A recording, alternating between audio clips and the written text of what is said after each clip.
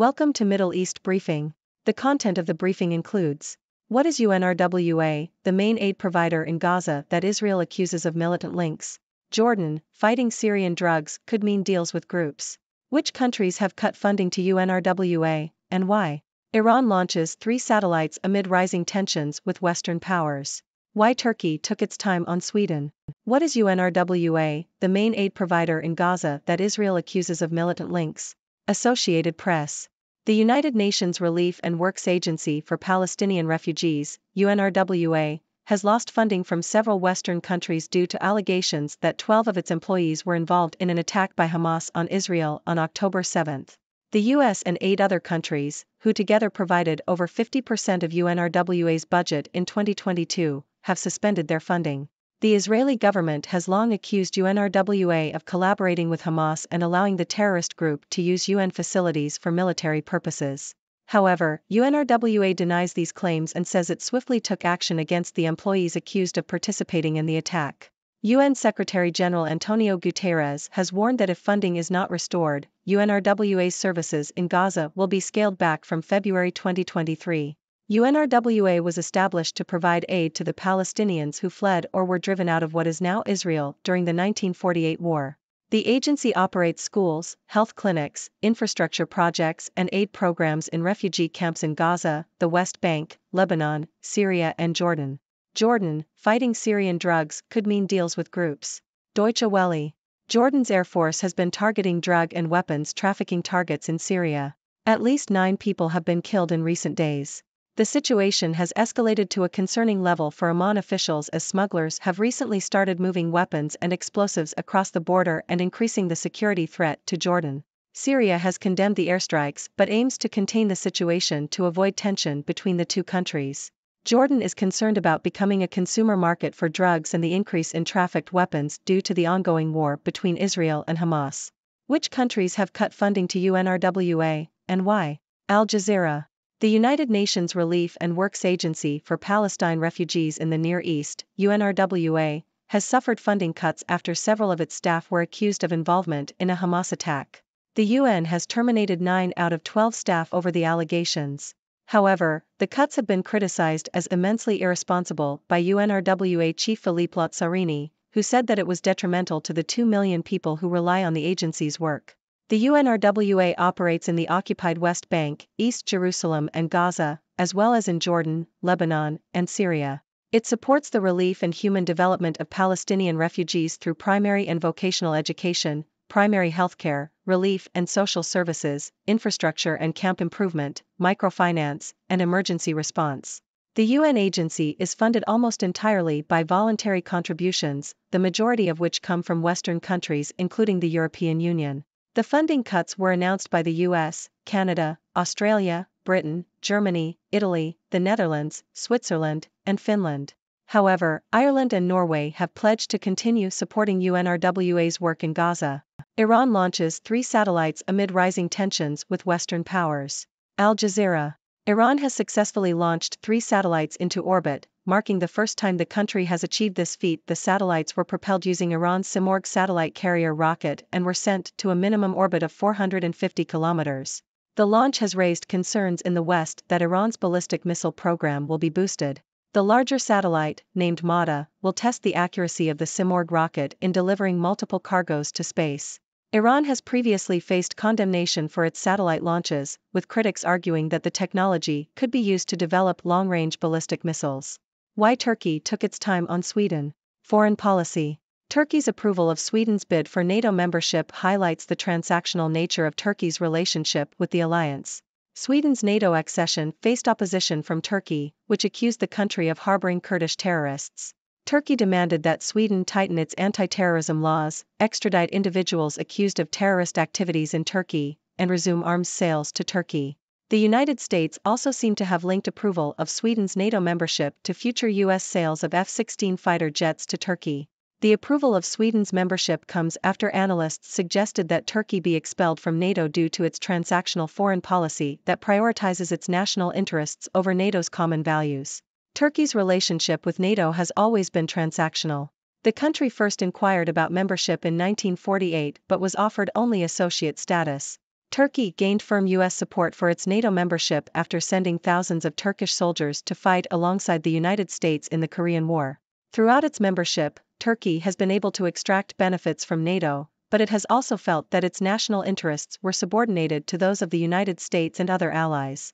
Turkey has used its NATO membership to bargain with the alliance and satisfy short-term public anger without undermining its long-term strategic relationships. The recent opposition to Sweden's NATO membership is part of Turkey's strategy to exert pressure on Western peers through the alliance.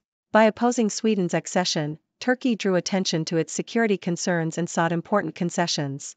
Turkey's transactional diplomacy within NATO highlights the challenges of maintaining a unified alliance when member states prioritize their own national interests. UNRWA claims UN Chief Guterres seeks aid halt U-turn after staff alleged of helping Hamas. Yahoo! The UN Secretary-General, Antonio Guterres, has urged countries to continue funding the UN Agency for Palestinian Refugees, UNRWA, despite allegations that some of its employees were involved in the October 7 attacks on Israel by Hamas. 8 countries, including the US, UK and Germany, have suspended funding for the agency pending an investigation.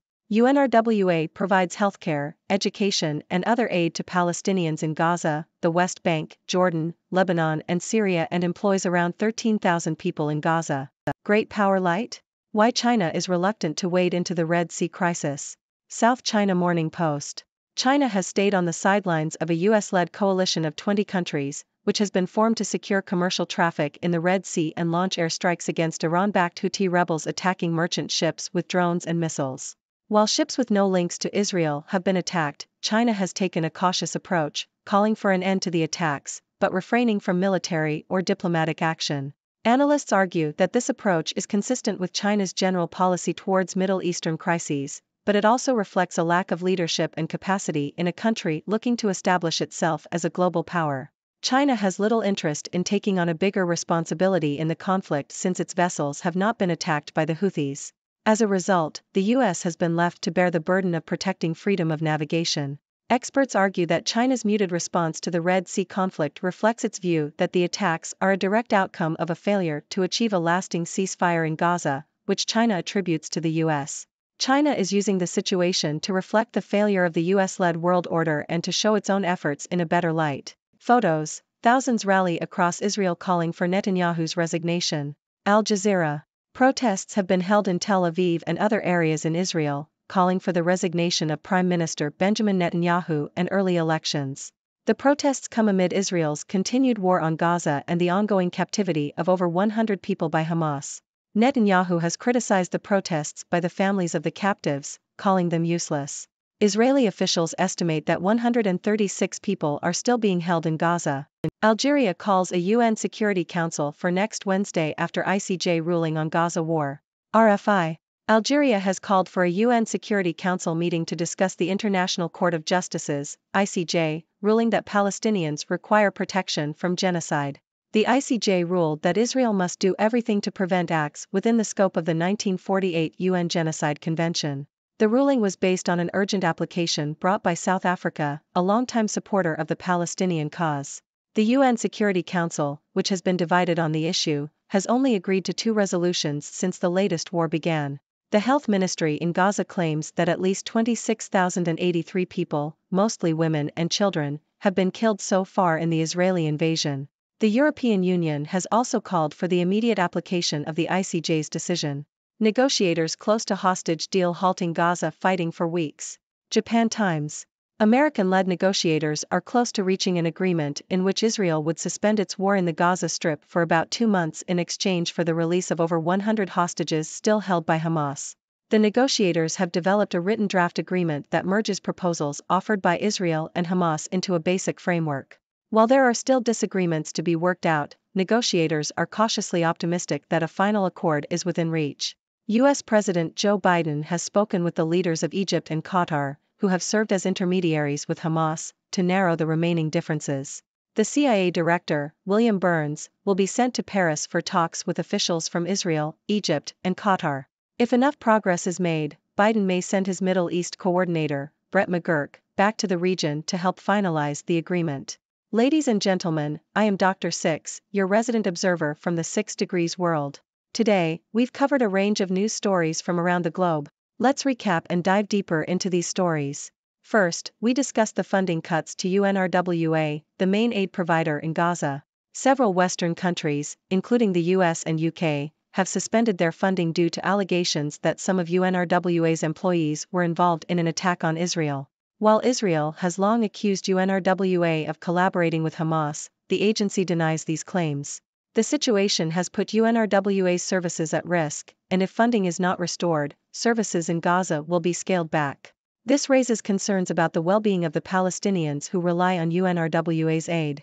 Next, we talked about Jordan's fight against drug and weapons trafficking in Syria. Jordan's Air Force has been targeting smuggling operations, as the increase in trafficked weapons poses a security threat to the country. The situation has escalated, and Jordan is concerned about becoming a consumer market for drugs. With the ongoing war between Israel and Hamas, the security situation in the region remains precarious. We also discussed Iran's successful launch of 3 satellites into orbit. This has raised concerns in the West about Iran's ballistic missile program.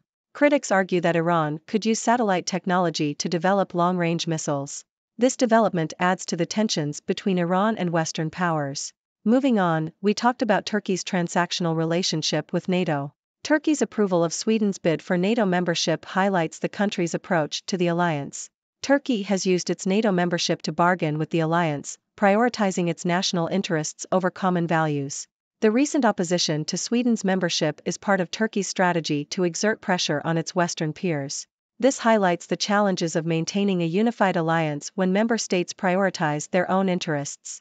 We then discussed the UN Secretary-General's call for countries to continue funding UNRWA, despite the allegations against its employees. Funding cuts from 8 countries have put UNRWA's work at risk and could have a detrimental impact on the 2 million people who rely on the agency's aid. The situation calls for a careful investigation to determine the truth while ensuring that the Palestinians who need assistance are not left without support. In addition, we explored China's reluctance to get involved in the Red Sea crisis. China has taken a cautious approach, refraining from military or diplomatic action.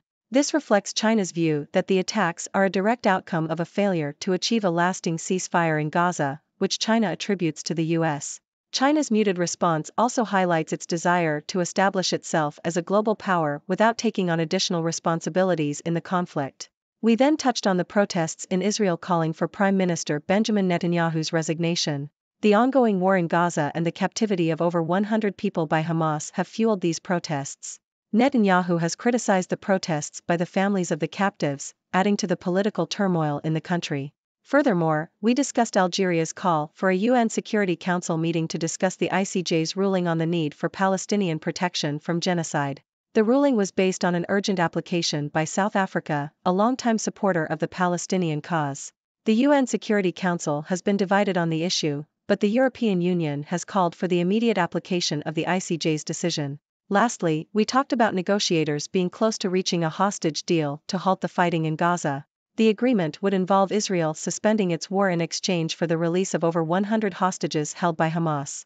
While there are still disagreements to be resolved, there is cautious optimism that a final accord is within reach. These stories highlight the complex and interconnected nature of global affairs.